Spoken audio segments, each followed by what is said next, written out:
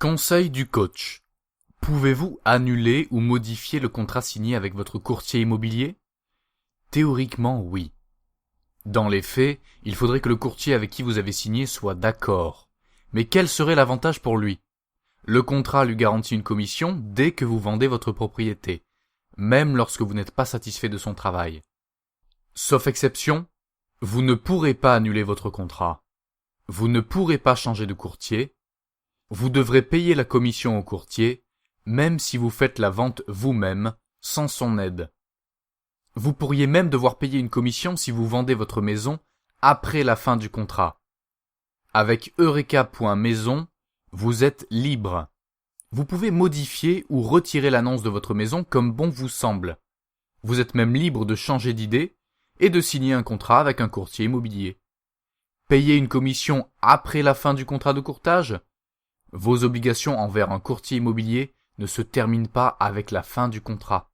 Vous pourriez devoir lui payer une commission, même si vous vendez vous-même votre maison des mois après la fin du contrat. Voici un exemple qui illustre ce problème. À Noël, Audrey prend une décision longuement mûrie. Elle vendra son condo en ville et déménagera à la campagne. Début janvier, elle signe un contrat de 6 mois avec un courtier immobilier. Fin janvier, le courtier organise une visite libre et quelques acheteurs potentiels se présentent, incluant Alex, le voisin de palier. Il n'envisage pas de déménager, mais il est curieux de voir le condo d'Audrey, plus grand que le sien. Le courtier lui demande son nom et son numéro de téléphone, mais n'échange pas plus de 3 phrases avec lui et ne le rappelle jamais. Les mois passent, et le courtier ne réussit pas à vendre la propriété. Le contrat avec le courtier se termine début juillet, et, déçue, Audrey ne le renouvelle pas. Elle renonce à son projet de déménager à la campagne. En octobre, Alex obtient une importante promotion. Il contacte Audrey afin de savoir si elle serait toujours intéressée à vendre. Ils en discutent et arrivent à une entente. Le prix est fixé à 300 000 $. Cela les satisfait tous les deux. L'acte de vente est signé chez le notaire en novembre. Audrey reçoit ensuite une lettre de son courtier. Il lui réclame 15 522 $. Ce montant représente une commission de 4,5% du prix de vente, plus les taxes. Audrey, furieuse, contacte un avocat. Malheureusement, le contrat est clair.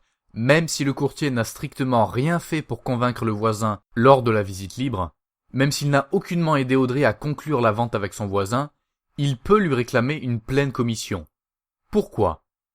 Tous les acheteurs qui se sont montrés intéressés par le condo au cours de la période de validité du contrat appartiennent au courtier, et ce, jusqu'à 180 jours après la fin du contrat. C'est le cas d'Alex, puisqu'il s'est présenté à une visite libre.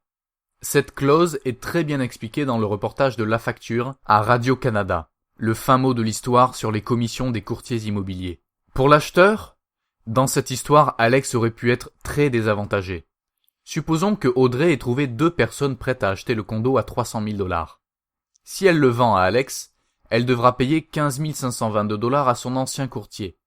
Si elle le vend à un nouvel acheteur dont la visite n'a pas été initiée par son ancien courtier, elle n'aura pas de commission à payer. Dans cet exemple, Alex devrait offrir 15 522 $ de plus pour que son offre soit aussi intéressante que celle de l'autre acheteur. C'est très cher payé pour avoir échangé 3 phrases avec un courtier. Quelle est la solution? Chez Eureka.maison, nous croyons que vous devriez vous libérer des commissions, peu importe si vous êtes vendeur ou acheteur. Eureka.maison. www.eureka.maison